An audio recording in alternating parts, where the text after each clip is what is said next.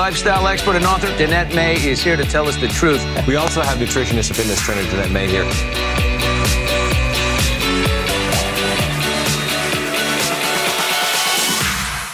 Hello everybody! Today in the kitchen we are making cookie dough balls, and they do taste like cookie dough. They are so good and they are so good for you. So it's a win-win. So super delicious, super fast, which is a double bonus, and super healthy for you. They're actually the right combination of protein and fats to give you energy, really quick energy, but also to curb all those sweet cravings. So instead of reaching for all that like Halloween candy, Thanksgiving candy, Christmas candy that's coming up, you might as well make these ahead of time, put them in your freezer, take them to holidays, have them for like snacks on the go, just to make your life so much easier and so much healthier, right? So let's get making. These are super, super simple. All we're gonna do, and now as you can see, the batch I'm making makes about this many. So I have about 9 balls. So you can double this recipe, you can triple it. I would recommend that. So we're gonna do 1/3 cup of almond flour. So basically all this is crushed up almonds. You can buy this, it might be called almond meal or almond flour. Almond meal is just a little less ground up. So you choose what works for you. And then I'm gonna use a good protein. Now, not all proteins are created equal. A lot of them have a lot of fillers.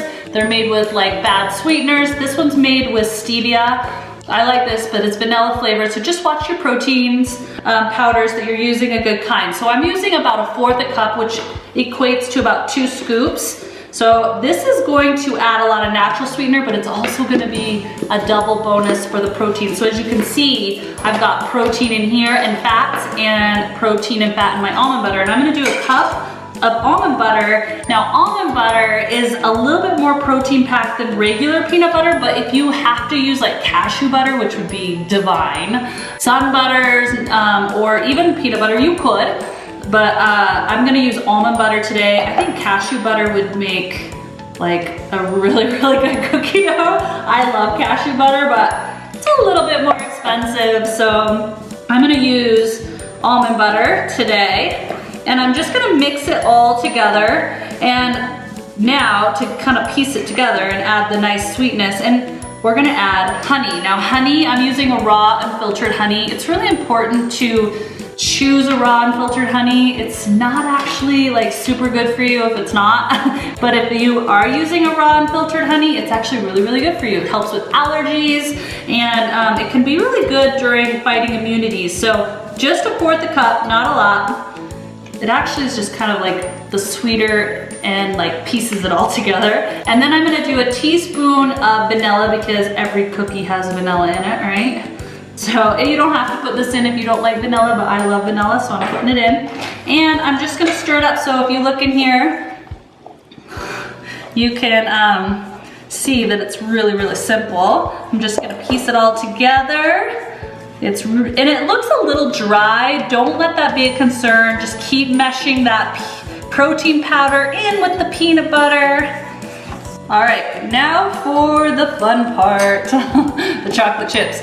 If you wanna go really healthy, which still tastes amazing, you could use real cacao nibs, like super healthy for you. As you know, like real cacao has so many healing properties, antioxidant properties, but I'm not using raw cacaos. I could, but I'm making these a little extra sweet.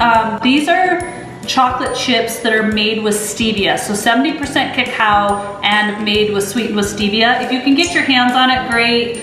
Don't worry if you can't, but just try to find 70% or higher cacao chocolate chips, or you're really just throwing bad white sugars into your cookies. So I would do cocoa nibs if you can't find it. And I did just about 1/4 cup of chocolate chips, or just as much as you want. I think it's more about the texture, like it adds that crunch that we all love in a chocolate chip. Or just, you know what I'm saying, that little texture. So now all I'm gonna do is I'm gonna group this up into a little ball like this. And now what I love to do with these is I like placing them in the freezer. They're really, really good frozen. So good actually. And I take them on the plane with me. I take them when I'm traveling, and obviously just keep them in my house on those moments when I want to snack on something sweet. So it's super, super good. And all I'm gonna do is just roll them into a ball, place them in the freezer, and if you're following any of my meal plans, then 2 of these would equate to a snack. A sweet snack.